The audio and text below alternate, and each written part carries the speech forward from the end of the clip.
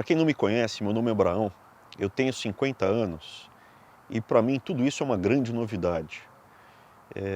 Eu me tornei um foco de ódio da tigrada, muitos sabem disso, mas ao mesmo tempo muita gente manifesta apoio, carinho, sinais de consideração e principalmente eu sinto que muitas vezes o meu nome, o nome do meu irmão, dos Weintraub, tem sido lembrado como talvez um caminho para a esperança, para alguma coisa que possa mudar a realidade do nosso país. É uma coisa para mim que eu nunca tinha pensado, não estou falando da boca para fora. E o objetivo de conversar com você é para você me conhecer melhor, pro bem e pro mal. Eu tenho os meus defeitos, minhas qualidades, quem eu sou e o que eu sou, né? A primeira coisa, eu nunca vou negar os meus valores, os meus princípios. Por quê?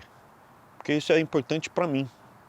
Então, para você me conhecer um pouco melhor, eu vou contar o que eu considero importante, como eu fiz as coisas no passado e o que eu acho que no futuro, caso eu tenha a oportunidade, o que eu vou fazer, tá?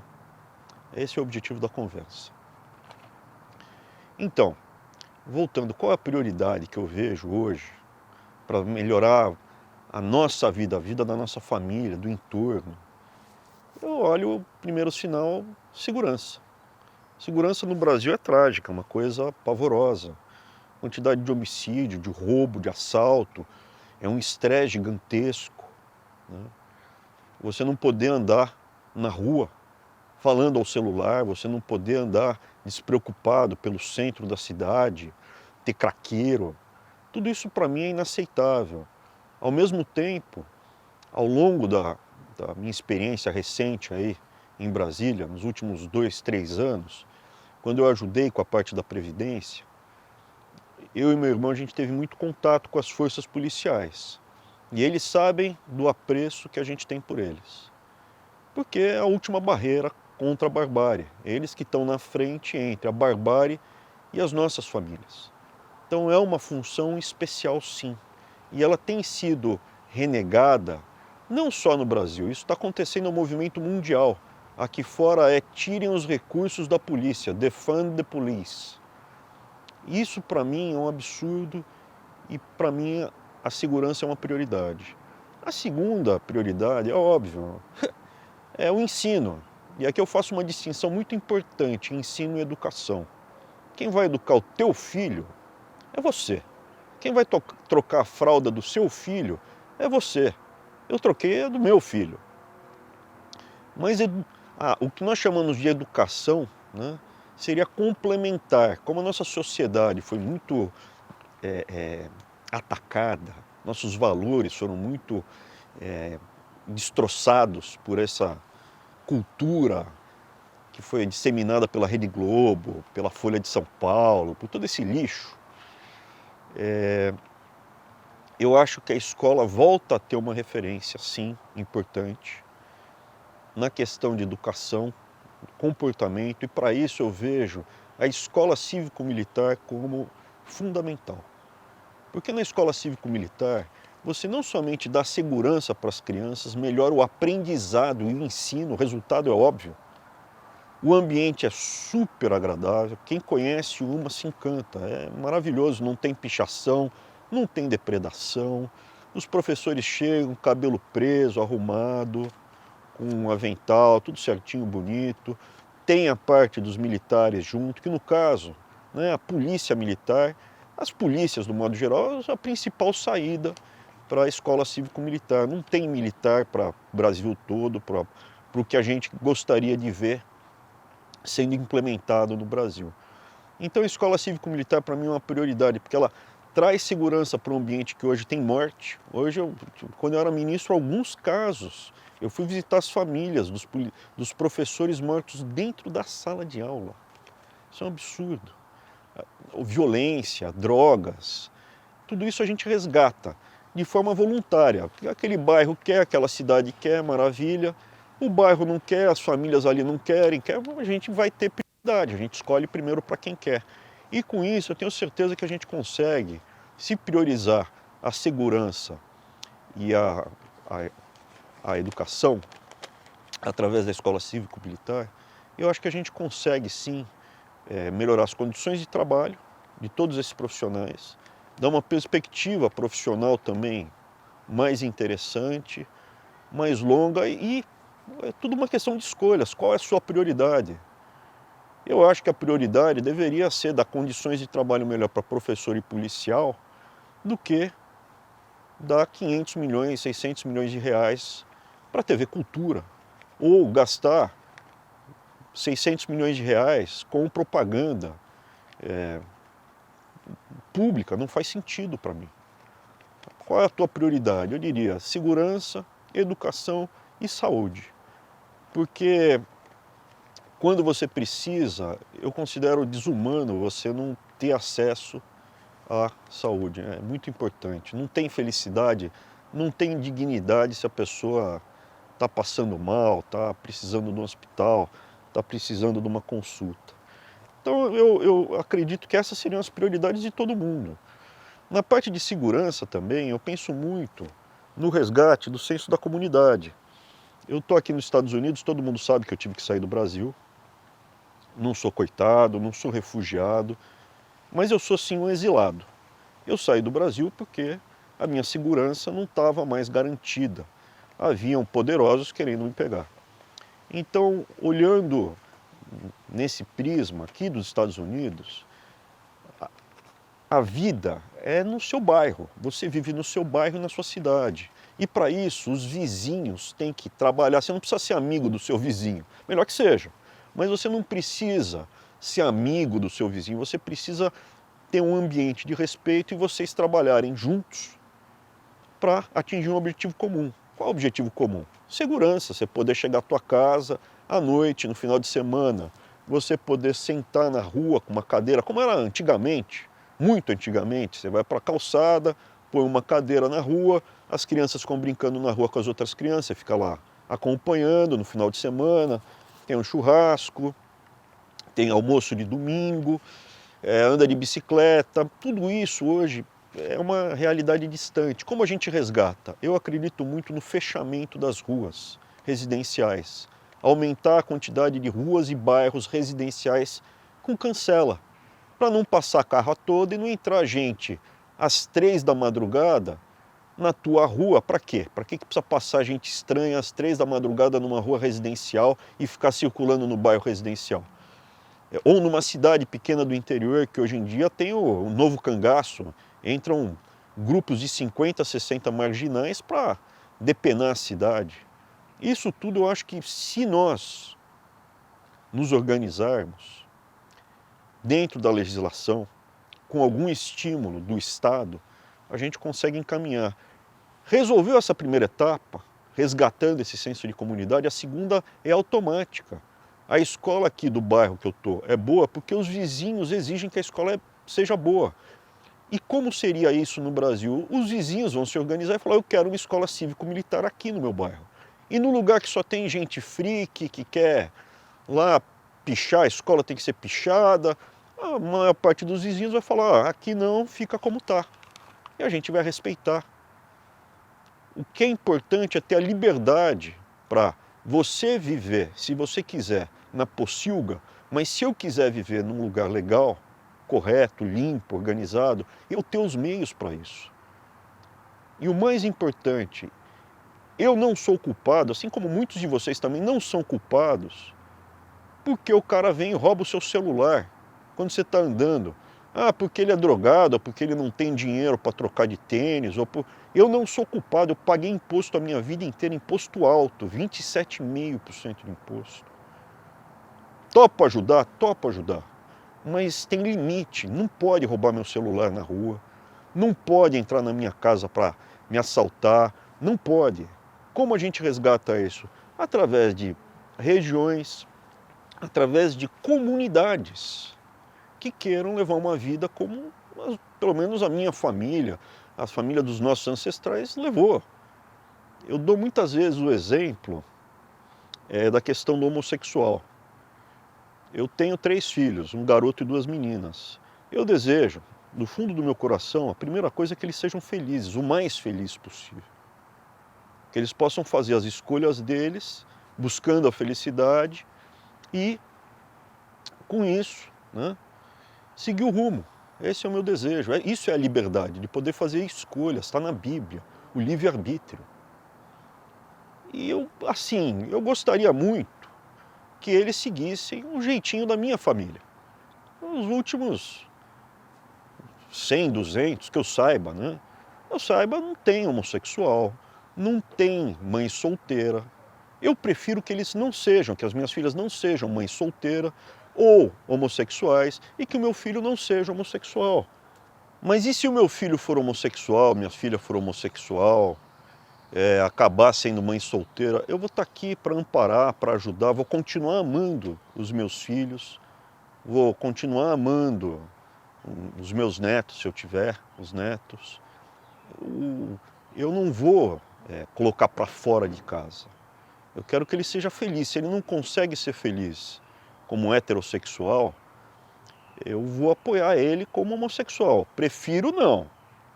Agora, o que eu não aceito, e não aceito mesmo, é que venha algum safado estimular isso, sexualidade, nos meus filhos pequenos. Com que direito alguém vem falar de sexualidade, de sexo, ainda mais se for para se tornar homossexual com criança pequena? Também está na Bíblia que você não pode tirar a inocência das crianças, dos pequeninos. Você não pode fazer isso. E está no Novo Testamento. Não é na parte do Velho que é mais linha dura. Então, assim, eu tenho esses valores para mim são muito caros, são muito especiais, e o meu compromisso vai estar com eles. O que eu posso falar de exemplos que eu fiz ao longo da minha vida nesse sentido? Desse compromisso que eu tenho com os meus valores, com a minha palavra, né? E vai falar que a palavra não faz curva mesmo. A minha palavra, ela tem que ser honrada, o meu aperto de mão, ele tem que ser honrado. Às vezes você não pode cumprir o aperto de mão, mas você precisa honrar. Qual a diferença de cumprir e honrar? Vendi o meu carro para você. Vendi, acertei o preço, apertei a mão, ninguém enganou ninguém, os dois estão sabendo de tudo. Vendi o carro por um preço justo. Apareceu uma outra pessoa 2 dias depois e ofereceu R$1.000 a mais pelo carro. Eu acho errado abrir. Falar, não vou assinar, vou descumprir. Por quê? Porque a minha palavra vale mais do que R$1.000, R$2.000. O que é diferente, por exemplo, eu aperto a mão com você e falo, ó, semana que vem esse é o preço, esse está justo, está fechado, combinado. Ninguém enganou ninguém, está tudo certo. Aí, estou guiando o carro, vou entregar o carro, vou entregar o carro da semana que vem para você, ou daqui a 3 dias, bati o carro. Bati o carro, o que eu faço? Eu vou honrar a minha palavra, eu não vou conseguir entregar o carro como eu havia vendido para ele no prazo estabelecido. Eu vou ligar para a pessoa e perguntar o que você quer fazer. Você quer abrir um negócio, não vai precisar mais comprar o carro, te devolvo todo o dinheiro. Você quer que eu mande arrumar o carro, mas aí eu vou precisar de um prazo a mais para te entregar o carro. Qual a tua sugestão? Isso é honrar a palavra. E eu sempre procurei honrar a minha palavra. Eu posso dar vários exemplos, tem um que é fácil de checar, porque aconteceu com muitas pessoas, era um grupo, acho que umas 15 pessoas, do departamento de análise de empresas, lá do Banco Votorantim. Eu era chefe de um time bem grande, um dos departamentos que eu era chefe era o análise de empresas. E nós estávamos envolvidos em uma série de operações de mercado de capitais, operações grandes, importantes. Uma até foi um sucesso a despeito de todo o momento que a gente estava vivendo, que era a Locamérica, né? Mas voltando, estava com todo o time montado, rodando uma série de negócios e apareceu uma outra instituição financeira e ofereceu um salário muito maior para umas 15 pessoas. Então ia rapelar meu time todo e a gente não ia poder entregar a série de negócios que a gente estava programada, né? Aí o que aconteceu? Eu subi e expliquei pro para o meu chefe na época o que estava acontecendo lá no Votorantim. Ele chamou o RH e tudo bem, a gente vai cobrir a oferta. Se oferecer a mesma quantidade, as pessoas ficam, gostavam de trabalhar lá. E ficou tudo certo. Bom, mas quando veio o aumento? A data certa eu não me lembro, mas era como se fosse tipo 1º de junho. Aí chegou no dia 1º de junho, e eu estava no Votorantim já tinha muito tempo, estava no Votorantim, sei lá, 15 anos. Eu estava tranquilo, saiu apalavrado, né? Estava tudo apalavrado. Aí o que aconteceu? Chegou 1º de junho, não veio o aumento. Por que não veio o aumento? Porque o Banco do Brasil comprou metade do Banco Votorantim. E daí? A outra metade continua sendo Votorantim, é a mesma instituição. Não, mas é que tem uma burocracia lá no Banco do Brasil e eles estão vendo, vai demorar um pouco, vai demorar para chegar. Mas não se preocupa, fala para a equipe que se sair daqui a um mês que vem sai e a gente vai fazer retroativo. As pessoas vão receber a diferença do salário. Eu desci para a equipe e expliquei. Eles ficaram tensos e falaram, olha, eu estou aqui há 15, 16 anos, eu me sinto tranquilo com o que é apalavrado aqui, o aperto de mão aqui vale. Beleza. O pessoal também estava tranquilo, foi. Passou mais 30 dias, não veio. Aí eu subi e falei, mas e aí? Falou, olha, de novo, é um detalhe, mas vai sair retroativo. 2 meses. Aí eu desci para baixo, desci para baixo, desculpa. Eu desci para o andar, né, no qual estava lá a equipe, e aí eu falei, olha, atrasou de novo, burocracia, Banco do Brasil.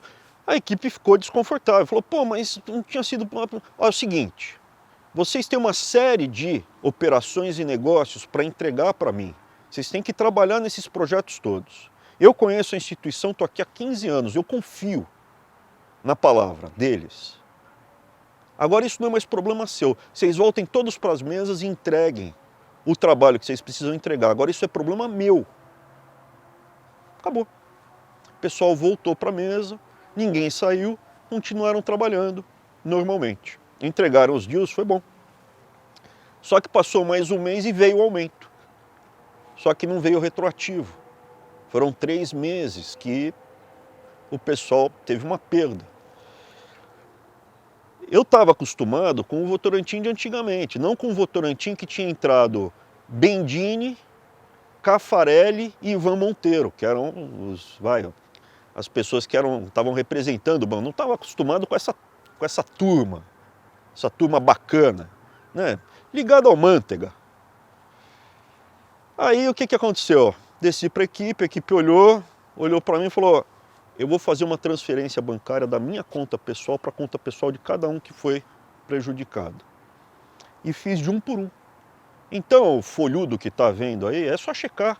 Vai atrás. Eles já foram checar, eles foram conversar com um monte de gente que trabalhou comigo no passado, funcionário, colega, chefe, professoras, alunos, foram atrás, ninguém falou mal de mim. Então essa história é fácil de checar, bastante gente. Algumas das pessoas que eu chamei para fazer a transferência falaram, não, Abrão, não tem cabimento, não quero. Eu falei, não estou fazendo isso por você, meu, eu estou fazendo isso por mim. Graças a Deus esse dinheiro não vai me fazer falta. E eu vou ter vergonha se eu chegar em casa e saber que você foi prejudicado porque você acreditou numa coisa graças ao meu aval. Então eu fiz essa transferência e tudo bem. Quer dizer que se eu prometer alguma coisa para toda a polícia do Brasil no futuro e não cumprir, não, eu vou tomar cuidado para não prometer algo que eu não consiga entregar, porque eu não tenho patrimônio para fazer isso para centenas de milhares de pessoas. Mas eu me preocupo muito com o que sai da minha boca. Eu me preocupo muito com o meu aperto de mão. Eu tenho outras histórias para contar, mas eu queria contar uma que mostra essa escolha de prioridades. Aí, como ministro, eu cheguei ao MEC, nós herdamos um país com as contas públicas, o Estado tinha sido depenado, estava numa situação totalmente estourada as contas públicas. E eu peguei o MEC já em andamento, em março, né, final de março. E veio o contingenciamento. E eu falei para as universidades públicas, eu falei na época, 3% do orçamento vai ser contingenciado. É pouca coisa, dá para manobrar. Aí veio a imprensa mentirosa falando que eu estava cortando 30%. Eu falei, não, eu vou segurar só 3% de cada R$100, eu vou segurar 3 para gastar a partir de outubro. Pode ser? Gritaram, corte, paralisaram, encheram a paçoca. Mentiram, né? Falando que era corte. Aí, resultado, a gente deu prioridade, saneamos, cortamos loucura, cortamos ineficiências, entendam o que eu quero dizer como ineficiência, livro didático, que custava 3 vezes mais caro do que o preço justo, que você liga e questiona o fornecedor, ele fala, não, a gente vai reduzir o preço em 70%, em 50%, um monte de coisa errada. TV Escola, alguém já ouviu falar da TV Escola? É parecido, é parecido com o orçamento com a TV Cultura, mais ou menos do mesmo tamanho. Chegou lá um contrato para assinar, para renovar de R$500 milhões. Eu falei, eu não vou assinar isso. Ah, mas é importante para os nossos projetos. Você traz o projeto, o caso que você quer, e a gente vai assinar caso por caso. Você tem um projeto maravilhoso de R$700 mil, a gente vai assinar por R$700 mil. 500 milhões assim, é como a UNB. A UNB chegou para mim e falou, vocês estão me devendo R$60 milhões. Como assim? É porque no passado foi cortado R$60 milhões e agora eu quero esse dinheiro, assim como se o dinheiro fosse deles. O dinheiro é nosso, é dos nossos impostos. E aí você gasta de um jeito errado, falta para gastar do jeito certo. São prioridades. Outra coisa que a gente cortou, já ouviu falar no Mercosul Educação? Pois é, eu cheguei lá e tinham reuniões com os ministros do Brasil, Paraguai, Uruguai, Argentina, trimestrais, e tinham encontros semestrais de jovens engajados, jovens de esquerda, selecionados por, como é que chama? Pela sociedade civil organizada, para fazer simpósios em Brasília e depois o grande simpósio anual lá no Uruguai, tudo com o nosso dinheiro, cortesia com o chapéu dos outros. Eu olhei e falei, quanto é que custa isso por ano? Ah, de 5 a 10 milhões. Há quanto tempo tem? 10 anos. E vem o pessoal, os ministros de jatinho, para não falar nada. Eu vou ao encontro dele, eu falo, não, mas funciona, eu nunca ouvi falar. O que foi feito nos últimos 30 anos no Mercosul Educação, além de papo furado? Aí, silêncio. Porque eu estou falando com um funcionário público, eu não, né, que está lá no MEC há muitos anos. Silêncio, me traz um exemplo, só um exemplo, de alguma coisa que tenha sido feito pelo Mercosul Educação durante 30 anos. Não conseguiram me achar nenhum exemplo. Aí eu pedi autorização para o presidente, para o Ernesto, posso acabar com isso? Expliquei, falou, pode acabar. O Ernesto falou, pode acabar também. Aí eu, na próxima reunião com os ministros, eu cheguei, olha, estou comunicando que acabou o Mercosul Educação. O Brasil está fora. O Brasil não vai gastar mais dinheiro com isso. Aí até o ministro do Paraguai falou, não, mas é importante, como nós vamos fazer as parcerias nos próximos anos. Você me traz uma parceria e a gente faz. Brasil-Paraguai. Bilateral. Não precisa juntar todo mundo. Não estamos indo a lugar nenhum assim, só estamos gastando dinheiro público, gastando tempo. Uma grana preta. Você vai economizando, você vai priorizando certas coisas, sobra para fazer, né? O Conta Pra Mim, o Tempo de Aprender, que ganhou prêmio. Esse Tempo de Aprender ganhou prêmio no OECD. Sobra dinheiro para fazer o Grapho Games. Sobra dinheiro para fazer um monte de coisa boa. São escolhas. Tem um outro episódio também que foi muito marcante. Teve um aumento no repasse do governo federal para os estados, para a área de educação. E aí estava já combinado, né, no papel, já estava escrito na lei, no repasse, que automaticamente, havendo esse repasse, esse aumento de receita, haveria também um aumento no piso dos professores de ensino fundamental e médio. o que choveu de governador de esquerda, governador de tudo quanto é lado, mas principalmente governador de esquerda e muitos do Nordeste, fazendo pressão para que fosse vetado, que o presidente vetasse o aumento para o piso dos professores. Um monte. Aí eu cheguei pro presidente e falou, presidente, não tem cabimento, o senhor não pode vetar isso. É errado. Grande parte da justificativa para ter esse aumento de repasse é justamente para corrigir a defasagem dos professores. Então é tudo uma questão de prioridade e de falar a verdade. Tem muita gente que fala para você que é bonzinho e não é. Tem muita gente que se fantasia de Papai Noel e fala que vai distribuir presente para as criancinhas pobres, mas na verdade é molestador de criança. Então, às vezes, quem bate na mesa e fala eu sou mais honesto que Jesus Cristo, com seus 9 dedos, né, nas 2 mãos, na verdade é ladrão. Voltando, eu acho que se a gente buscar ineficiências, se a gente buscar o que é errado e corrigir, se a gente colocar as cartas na mesa e dar transparência para as pessoas, eu acredito que dá para fazer muito mais para todo mundo, para as nossas famílias poderem buscar a felicidade de cada um. Eu não consigo ver felicidade se você não tem um lugar limpo para morar, um banheiro limpo, água na caixa d'água, ter caixa d'água. Eu não consigo ver felicidade se seus filhos não vão para uma boa escola e voltam dessa boa escola instruídos adequadamente, quando terminarem o período de instrução, arrumarem um emprego, porque eles têm um ofício de fato. Eu não consigo ver felicidade se você é assaltado, roubado, tem sua casa invadida, é ameaçado por um narcotraficante. E aqui eu faço um parênteses, inclusive para você aí que pode ser do movimento, você é usado, você está sendo usado. Você vai pro ralo, a sua vida vai pro ralo. Porque quem comanda o narcotráfico está lá no topo do poder. Não é nem o cara que está na cadeia, na de segurança máxima. É por isso que você tem muito chefe de PCC, de narcotraficante, sendo solto.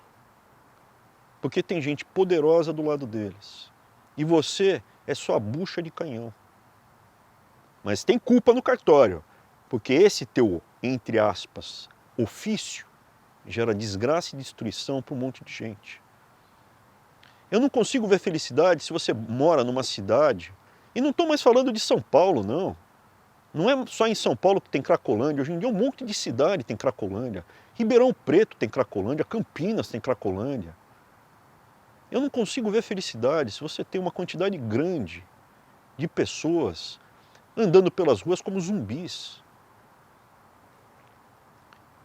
A busca da felicidade só é possível se ela for em conjunto. Eu não vou ser feliz só eu na minha família encastelado, enquanto todo o resto vive num mundo totalmente destruído. Cedo ou tarde, eles vão conseguir pegar a minha família.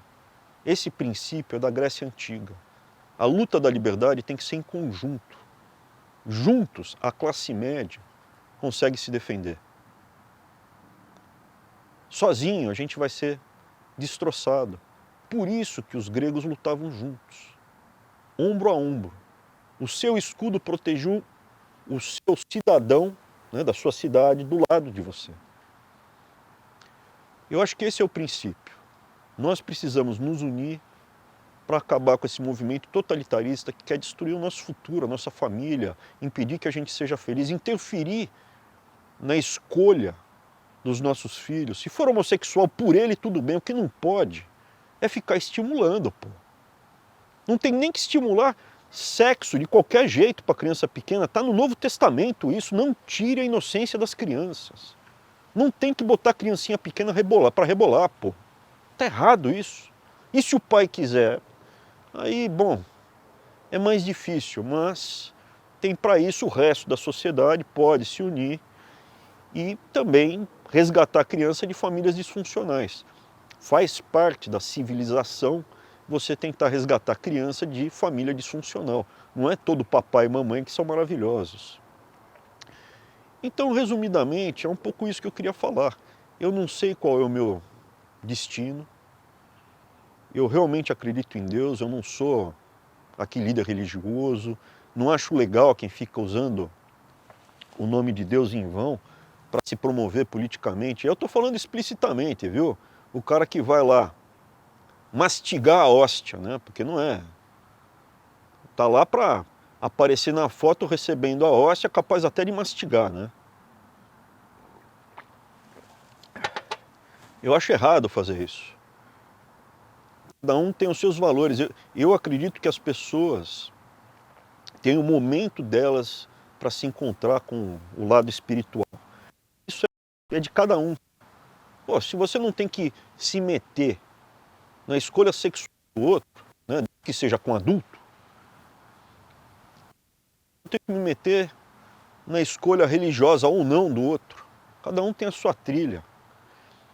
Mas voltando, eu acredito em Deus e eu acho que quando o teu destino está muito influenciado por coisas que você não tem como explicar, eu acredito que é uma sinalização. Eu não sei o que me aguarda, mas se aparecer isso na minha trilha, voltar para o Brasil e tentar realmente mudar a realidade, eu não vou fugir da minha trilha. Não por você. Eu vou fazer isso por mim, para ter a minha consciência tranquila. Eu fiz o que tinha que ser feito, eu fiz o que era determinado para que eu fizesse. Do mesmo jeito que quando eu estou lá e me deparo com uma situação absurda, eu faço o que eu sei fazer melhor, que é enfrentar. Se Deus me colocou aqui, é para eu fazer o que Deus sabe que eu faço de melhor, que é enfrentar. Eu fui para o enfrentamento várias vezes no Congresso Nacional, ou na rua, ou em várias oportunidades. Não é que eu não tenho medo, eu tenho medo, é que se eu estou lá é por alguma razão. Então eu tenho um trabalho que eu tenho que fazer, e se eu fizer bem feito e conseguir, maravilha. Sobreviver a uma vitória, qualquer um sobrevive. Mas muitas vezes na vida eu já levei tombo. Às vezes o tombo fazia parte da minha trilha, eu enxergo muito isso, eu acredito nisso. Levantar do tombo é que mostra o caráter. Mas para que estou falando pessoalmente, para eu me levantar do tombo, eu preciso acreditar que eu fiz o certo. Eu não consegui porque eu não me corrompi, ou porque eu não fiz uma coisa errada, ou porque eu me recusei, ou certas coisas eu não faço. E aí eu perdi. Eu não fico triste, eu aceito, óbvio, vou, lambo as minhas feridas, fico uns dias de molho, mas eu volto. Então para mim é muito importante isso, esse compromisso. Não vou falar, é porque eu me preocupo com o teu filho pequeno. Eu tenho compaixão pelo próximo, mas eu não te conheço. Eu não tenho como falar, eu amo a criancinha pequena que eu nunca tinha visto. Eu gosto, eu amo o próximo, desde que ele não me faça mal, né? Eu não sou, eu sou um pecador. Eu tenho raiva dentro de mim, mas eu gosto de criança pequena, né?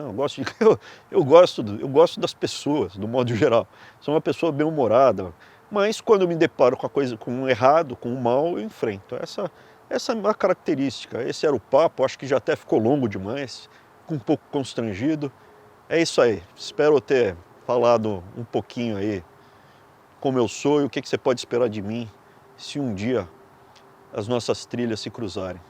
Grande abraço aí, fica com Deus. Mesmo para você que não acredita, fica com Deus.